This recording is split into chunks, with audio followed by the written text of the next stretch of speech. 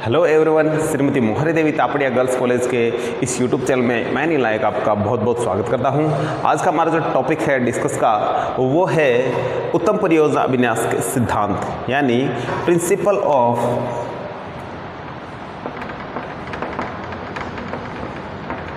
Principles of a good project layout. तो a good project layout के सिद्धांत के बारे में यदि बात करें हम, तो क्या क्या हो सकते हैं। तो परियोजना अभिन्यास से संबंधित हमने लास्ट वीडियो में अभिन्यास के बारे में जाना था और इसकी जो बेसिक जो इसके उद्देश्य है उसके बारे में पढ़ा था। फिर भी एक बार जो इसके जो परियोजना अभिन्यास है इसके बारे में थोड़ा सा हम बात कर ही लेते हैं। परियोजना अभिन्यास क्या होता है? परियोजना अभिन्यास किसी कारखाने का कार्यस्थल है, वहाँ पे जो सुविधाएं दी जा रही है उनसे उसका जो है मतलब लिया जाता है। जो सुविधाएं हैं वो अभिन्यास है, वो चाहे कारखाने पे हो, चाहे वो ऑफिस का स्थल हो, चाहे वो भंडार गृह का स्थल हो, तो वहाँ जो सुविधाएं दी जा रही है उन्हीं को हम किस रूप में समझते हैं? अभिन्यास के रूप में समझते हैं।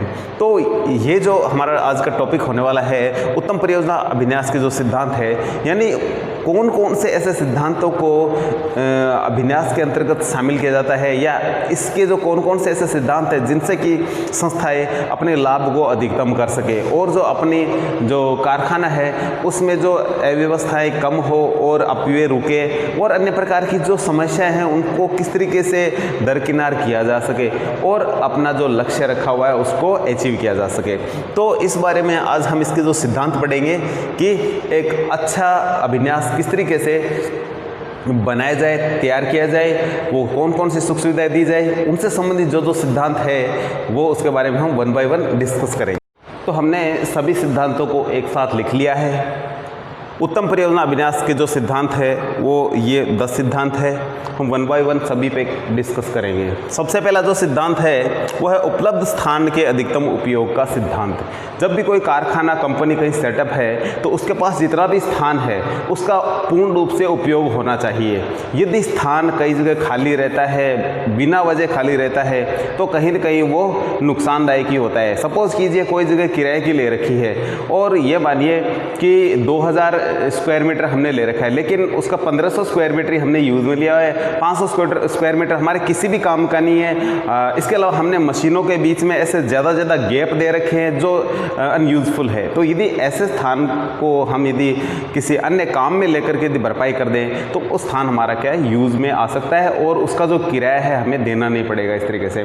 तो हमारे स्थान की बात करें तो हमारे स्थान का यूज़ क्या होना चाहिए? पूर्ण रूप से होना चाहिए, नहीं तो एक ज़्यादा कंजस्टेड एरिया हो और नहीं ज़्यादा वाइड एरिया होना चाहिए, यानी ज़्यादा फैलाव भी नहीं होना चाहिए तो ज़्यादा सभी एक जगह इकट्ठे भी नहीं होने चाहिए जिससे कि घूमने फिरने की जगह नहीं हो।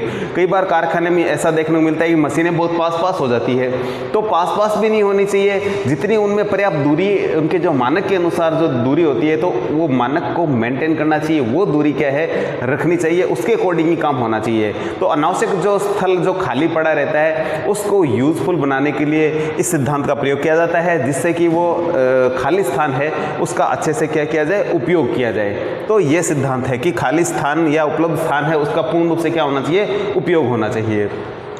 इसके बाद में श्रम शक्ति के अधिकतम उपयोग का सिद्धांत। यदि श्रम शक्ति का यदि आप पूर्ण रूप से उपयोग नहीं कर पाते हो तो कहीं न कहीं आपको बड़ी मात्रा में लॉस होता है। क्योंकि श्रम शक्ति को ऐसे तो बुलाते नहीं हैं, उनको क्या करना पड़ता है, पेमेंट करना पड़ता है। यदि हमारी कंपनी है, हमारे पास श्रमिक काम करने आ रहे हैं, यदि उनको बैठा के पैसे देने हैं तो फिर उनको घर बैठे ही दे सकते हैं हम।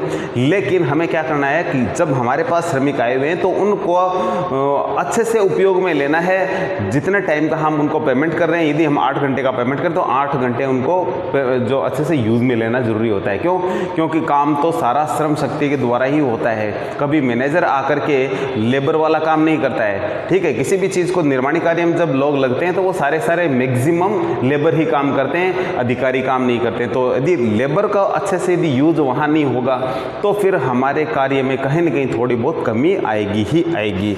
तो इसलिए श्रम शक्ति का उपयोग है जो अधिकतम हो और अच्छे से होना चाहिए।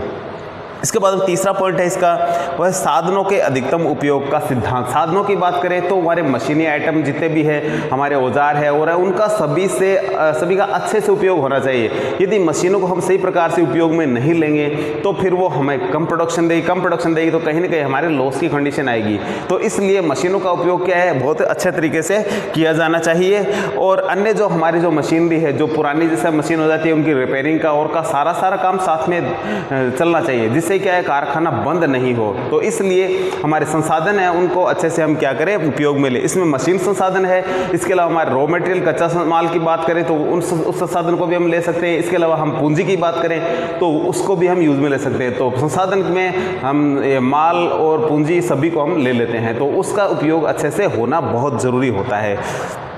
इसके बाद में हम बात करें चौथे नंबर पे, न्यूनतम हस्तन का सिद्धांत। इसका मतलब ये है कि अनावश्यक दूर ना हो कार्यस्थल जहां हम काम कर रहे हैं। हमारा सपोज कि एक डेयरी का काम है, यदि डेयरी शहर से बहुत दूर होगी तो वहां से दूध का शहर में सप्लाई लाने ले जाने का जो ट्रांसपोर्टेशन का चार्ज वो ज़्यादा बढ़ जाएगा। यदि वो शहर के बीच में ही स्थापित हो तो वो बहुत अच्छे तरीके से काम कर पाएगी, लोग खुद ही आकर के वहाँ से दूध लेकर चले जाएंगे। तो इसका मतलब ये है कि मानवीय हस्तन क्या है, कम हो।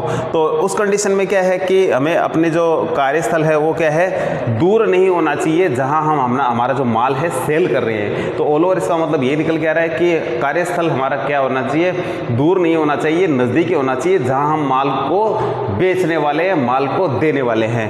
ठीक है, तो ये इसका मतलब ये है। जो अगला जो पांचवा सिद्धांत इसका वो है कर्मचारी संतुष्टि एवं सुरक्षा का सिद्धांत।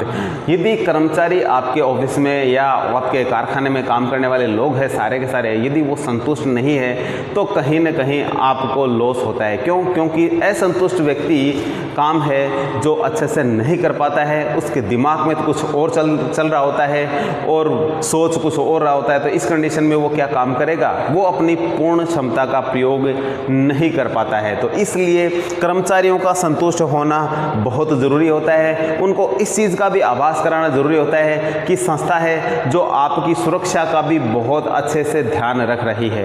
यदि उनको इस चीज़ का आभास कराया जाता है कि आपको इंश्योरेंस भी दिया जा रहा है, आपके लिए फायर से सेफ्टी से जुड़े हुए जो इक्विपमेंट होते हैं वो सारे लगाए गए हैं, उनको थोड़ा बताया जाए कि यहाँ भी ट्रेनिंग दी जाए कि यहाँ भी यदि इस तरीके से कहीं फायर लग जाए तो उनको किस तरीके से बुझाया जाए आग को, और इससे संबंधित और डस्ट वगैरह, ये धूल गुब्बार वगैरह, इस तरीके से यदि माहौल ऐसा हो तो उसको किस तरीके से नियंत्रित किया जाए, उसको किस तरीके से गंदगी को बाहर निकाला जाए, एग्जॉस्ट फैन लगाया जाए। ऐसी चीज़ें यदि उनके लिए ये सारी चीज़ें हो तो उनको भी अच्छा लगेगा कर्मचारियों को। ठीक है, तो उनकी सुरक्षा और संतुष्टि बहुत ज़रूरी है। तो ये दोनों टॉपिक है किसी भी संस्थान के लिए बहुत ही इम्पोर्टेंट टॉपिक है, इसलिए इनका विशेष रूप से ध्यान रखा जाना आवश्यक है।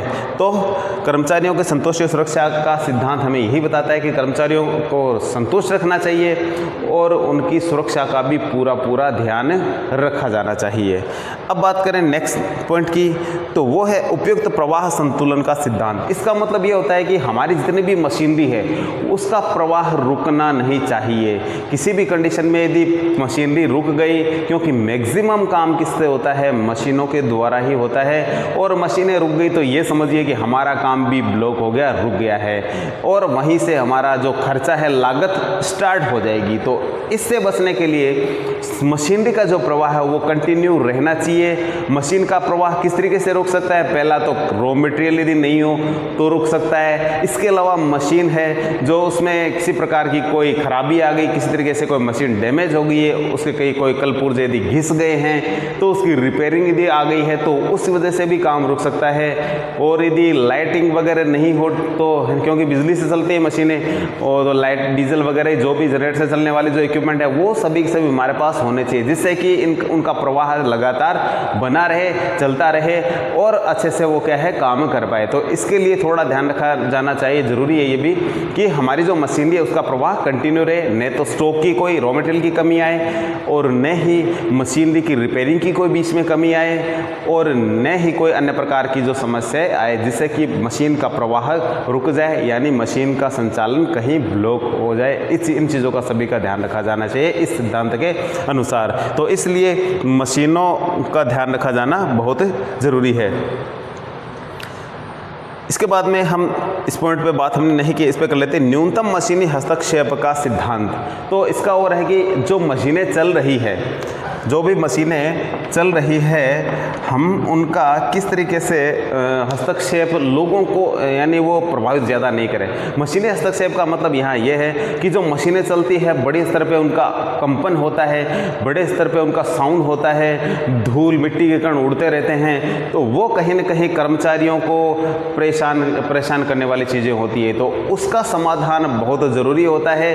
तो उस समाधान के लिए हमें ऐसी व्यवस्था करनी चाहिए जिससे कि जो मशीनी हस्तक्षेप वो क्या है, कर्मचारियों के लिए कम से कम हो।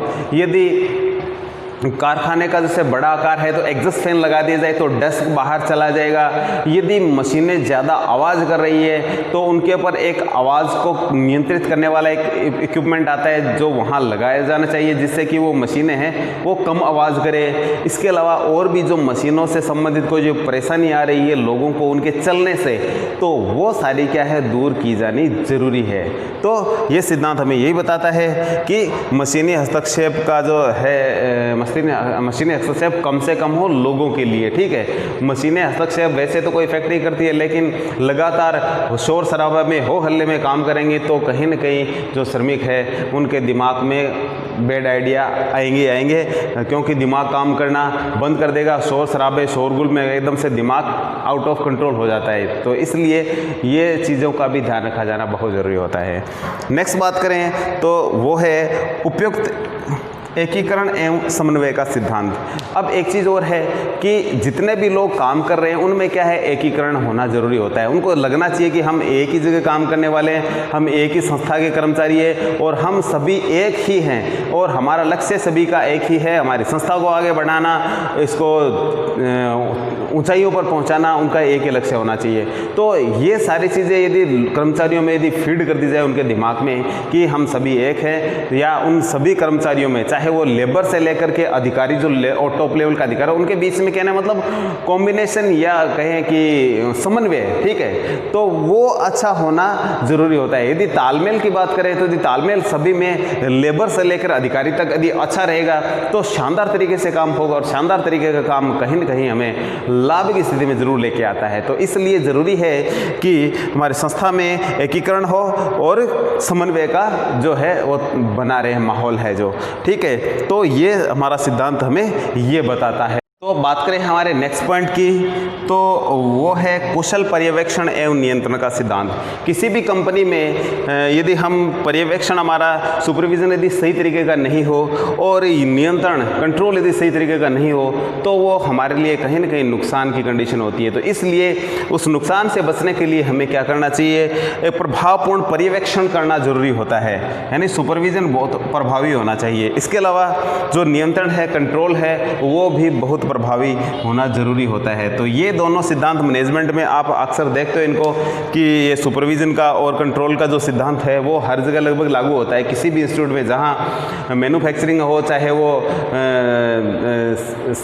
सेलिंग का हो, चाहे अदर किसी भी डिपार्टमेंट का हो, तो कहने का मतलब ये है कि ये दोनों जो टॉपिक है वो हर जगह काम आते हैं। तो इसलिए इन दोनों को अच्छे से प्रयोग किया जाना बहुत आवश्यक है, ज़रूरी है। इसलिए पर्यवेक्षण और नियंत्रण जो अच्छे से होना बहुत ज़रूरी है। तो ये सिद्धांत हमें ये बताता है जिससे कि हमारा जो अभिन्यास शानदार तरीके से चल सके। लास्ट हमारा जो टॉपिक है वो है लोच का सिद्धांत। लोच का मतलब परिवर्तन से होता है। हम जिस कारखाने में हम जिस सपोज कीजिए काम कर रहे हैं उसमें ऐसा नहीं है कि जो रूल बना दिए वही उन्हीं को फॉलो किया जाएगा। यदि बीच में हमें रूल नए चेंज करने की ज़रूरत पड़ जाए तो वहाँ नए चेंज कर सकते हैं। किसी भी इक्विपमेंट या मशीन में हमें चेंज करना हो तो उसको भी हम चेंज करें। तो ऐसी व्यवस्था होनी ज़रूरी होती है जिससे कि हमारा जो काम है बिल्कुल फटाफट अच्छे से चलता रहे। यदि लोचशीलता का यदि अभाव है, यदि लोचशील यदि कोई भी काम यदि कोई कारखाना नहीं है या उसके जो प्रोजेक्ट में ऐसी चीज़ें नहीं है, लोचशीलता नहीं है, तो कहीं न कहीं वो जाकर के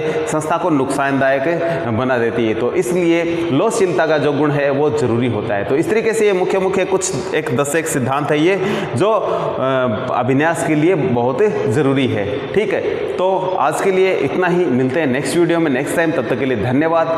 अपने वीडियो को लाइक कीजिए, वीडियो को शेयर कीजिए, चैनल को सब्सक्राइब कीजिए। Thank you.